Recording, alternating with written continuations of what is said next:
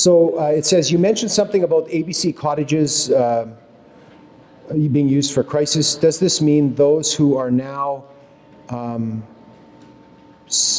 CFS who have no place to go other than hotels may come here, i.e. troubled kids or kids who are traumatized, etc.?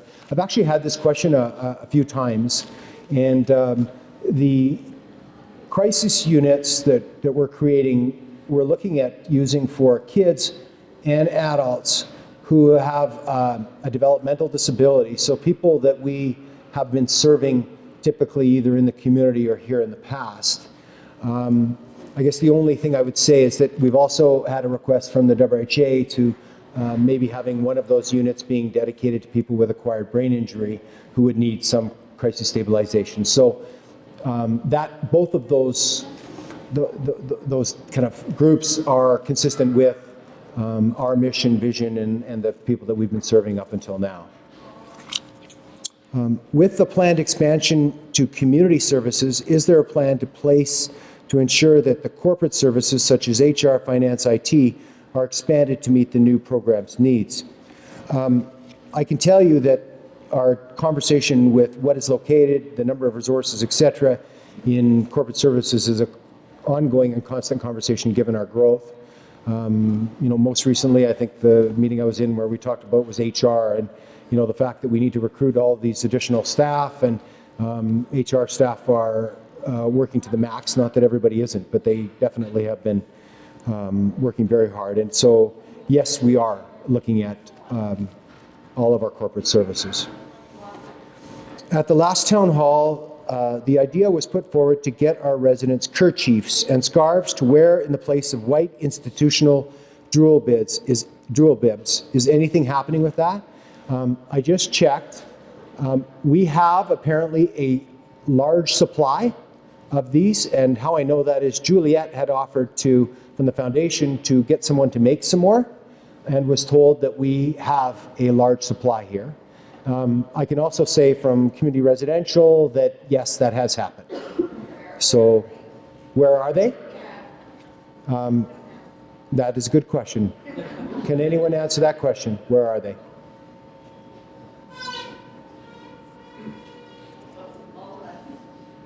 Okay, okay, we'll look after that. Yeah. What type of pilot project is there going to be to kind of to pilot volunteers in the new homes? Do those volunteers need a valid driver's license to work in the community homes?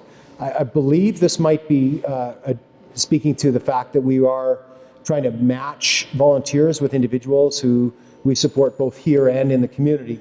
And the simple answer is no, our volunteers we do not require them to have a driver's license. Can we see about a respectful workplace representative for support workers in the CRP homes? Yes, simple answer would be we welcome representation on that committee from someone if they'd like to step forward, and probably the best person to talk to is James. Okay.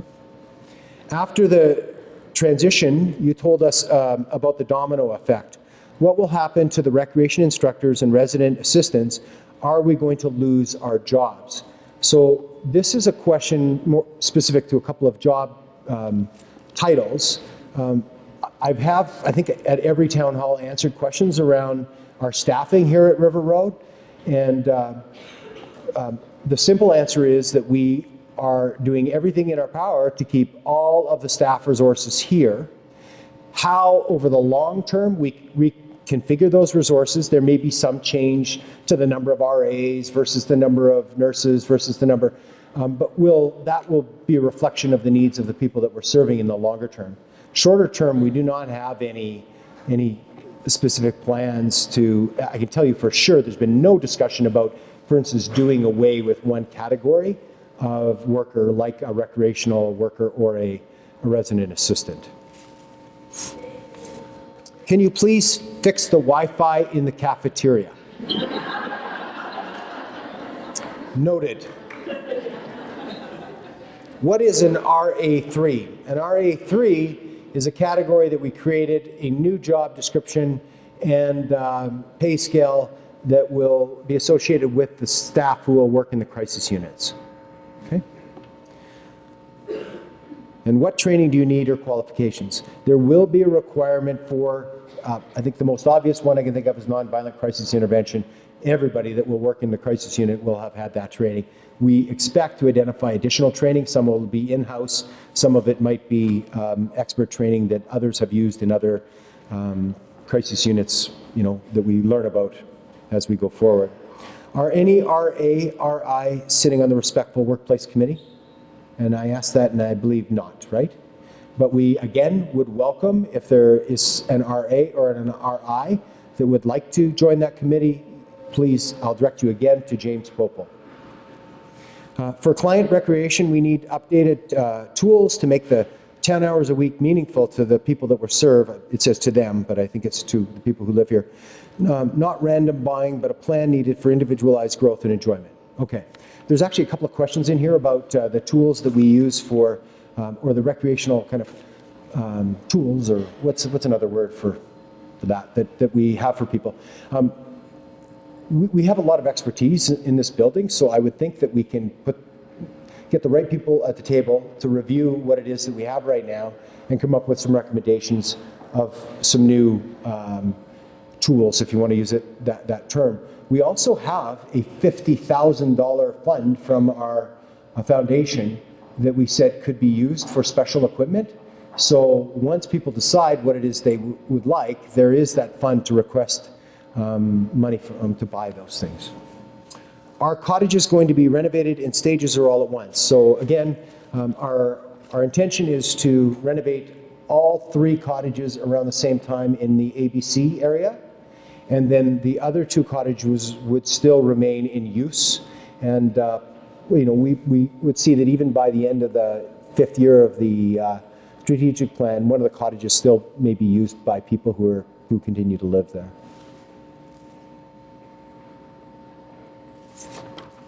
What are the plans for the office expansion at 440 River Road? I believe 2 things I'll say to this is, one is there's some space in the kitchen that we think we can reclaim for office space, so we're looking at that. And the other is the area that is at the end of this hallway that we are renovating was one large workspace, and now it's going to be a series of offices. So that is some work that's taking place now and in the near future. Why isn't the staff getting the $20 for the staff appreciation? It seems like we, the RAs, have to fight tooth and nail with coordinators to get the money.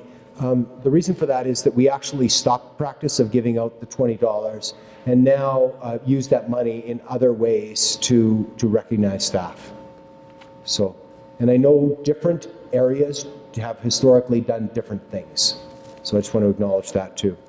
Can you please have the chance to fix the pothole outside the St.Amant before the speed bump?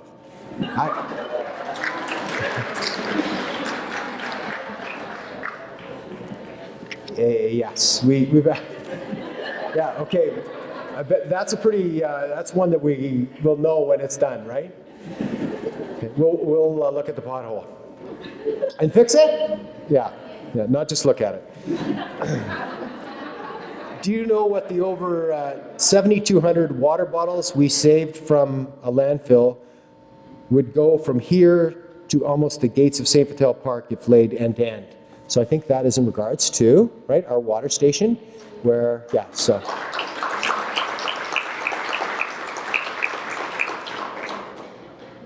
Can you elaborate more on the autism preschool classroom? Where would this be and who will be providing?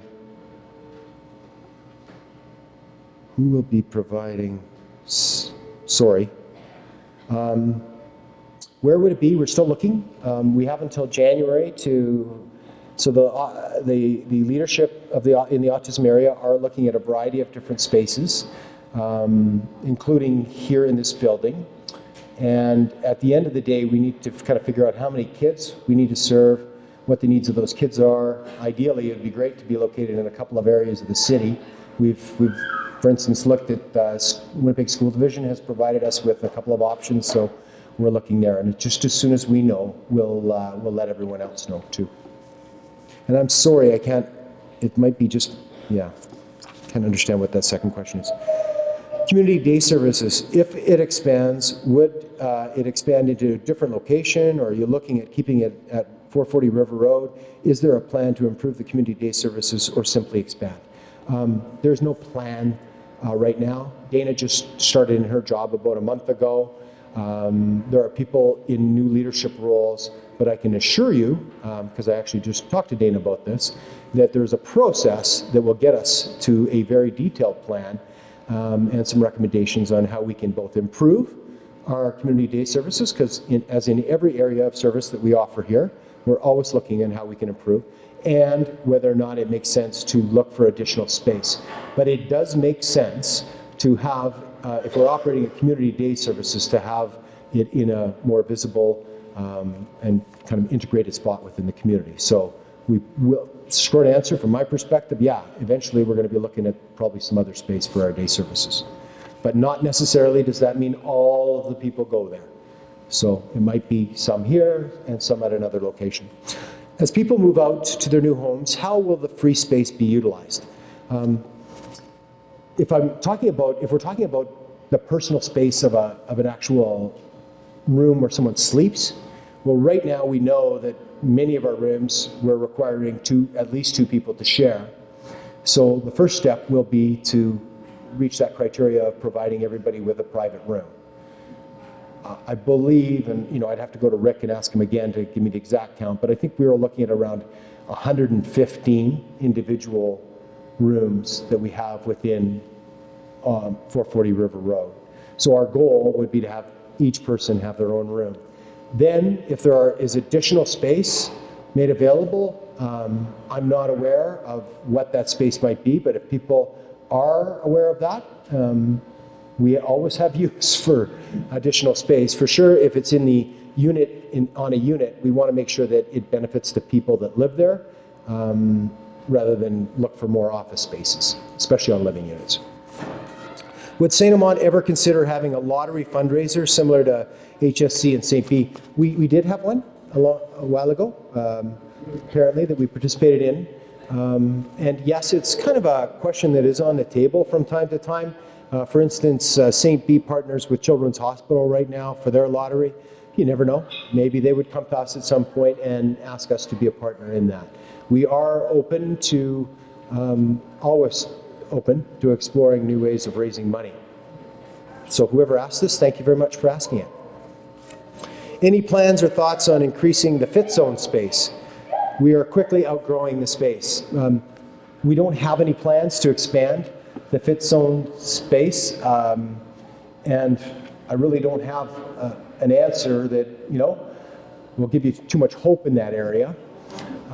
If people do have some ideas, I think we're open to it. Some of the things that we do, like yoga and meditation, we use other space within the building but it's probably not practical to roll a bunch of stationary bikes and treadmills into the chapel. So but space is a challenge here, as we've already identified. The changeover on October the 5th, 2015, that it refers to DS elimination, was extremely stressful. I have never seen a major changeover with no policies in place. We are not receiving communication that we need to do our job safely and effectively. When will those policies be in place? So when I asked about this, when I got this question, there are a couple of activities that are going on. One is Julie and Lisa are chairing a committee, and I think Jennifer Rodriguez is also helping out. And we are looking at the issues. We're also talking to staff. We're doing some focus groups, etc., to get some input from staff. And then there's also a separate activity at the union table where we're looking at what needs to be in place. My understanding, though, is that the job, in essence, remained the same as of the date change. The who you reported to for your approval of your vacation and some of those decisions did change. So there was changes. I'm not saying there wasn't, but we are trying to work through that. And I apologize if that doesn't feel very good for you. We will, try and improve on that in the future. This is supplies, so this is like the tools question. We need to update books, computers, games, with newer technology and make it more age appropriate. Who is going to look after this? We've had no computer updates in 14 years. Clients still doing old programs 14 years later. So relating back to that, I think we need, I would look to our experts and our clinicians to help us do that in combination with our care staff. It sounds like it's probably a combination of unit staff and recreation staff, et cetera, that are interested in this. So we can for sure follow up on it, and there is money for it in the from our foundation. Does St.Amant need more foster care providers? Yes, we do. And do not underestimate your personal network. If you may not be interested in being a care provider, but you, through your conversations at the local hockey rink, dance studio, wherever you may go on your travels, you may bump into somebody that would be interested in becoming a foster care provider for us. And we have a variety of different roles available. One is we have adults that we provide foster care to. We also have our emergency foster homes that we're recruiting for right now. And I know we're trying to focus some of the recruitment in the Aboriginal community, but that doesn't, that's just for a few of those homes. We would, welcome anyone who would like to come forward.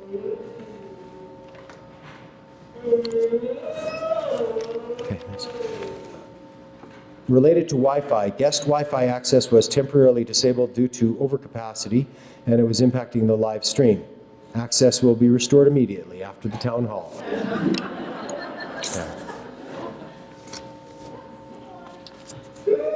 I have a few more here. Is there any chance that school will have permanent positions rather than having renewable terms? Any increase in our pay, and I presume that's on the same page with the school, and hazards pay, especially for staff dealing with aggressive behavior. I can't answer the increase question because I don't have the specifics on what's going on with our school area in regards to that. I will look into and need a chance to talk to both James, and around why we're using terms versus permanent. And hazard pay, we don't necessarily refer to it as that. I understand what the need is. And can you leave that with me, and then I'll try and find a way to get that back to you, either at the next town hall or before if I can. What I would like to know is about positive mindfulness in the community residential program homes. Is the swimming, so that's a question, is the swimming program at St.Amant here continuing or in the public pools? Well, our pools, we encourage people to use community pools, but if it makes more sense for them to use this pool, it is open to anybody from St.Amant. Is that a fair answer? That if we, soon, Peter said, yeah. Positive mindfulness in the community residential program, I don't know what we're doing there right now, but if that's a question we'd like to explore that, we are absolutely open to having that conversation, and there's a number of resources that we have that can be used by staff. And Andrew's going to do the training for direct staff, so yeah. Yeah, so Andrew's going to be doing that and offering that for all staff. Thank you. How do you determine who gets free tickets to social events? The firefighters' ball, the Jets tickets, etc. The process, as I've seen it, there's been a number of there's not one policy on this, but usually Peter and Leanne are sometimes contacted, especially if we have short notice on some of those tickets, and asked, do you know, can you circulate that amongst your folks to see? And sometimes it is first one to press the button, right? To respond to the email and say, I'll take the tickets, if they're given on short notice. I think tickets for the firefighters' ball, we have businesses that like MacDon, et cetera, that buy a table and then donate it back to us. And then we are looking to fill that table with people. I'm guessing that maybe the question's coming that the feeling is that maybe there are some people who haven't had a chance that would like to.